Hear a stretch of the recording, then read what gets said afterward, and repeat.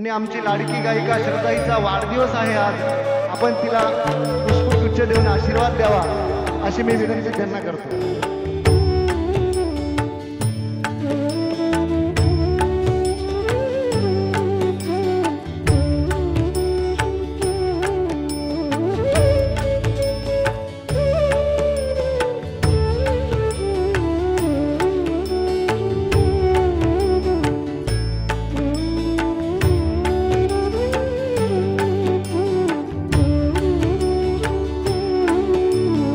आमच्या सर्व समितीतर्फे श्रद्धा तुला वाढदिवसाच्या खूप साऱ्या शुभेच्छा, अनेक आशीर्वाद.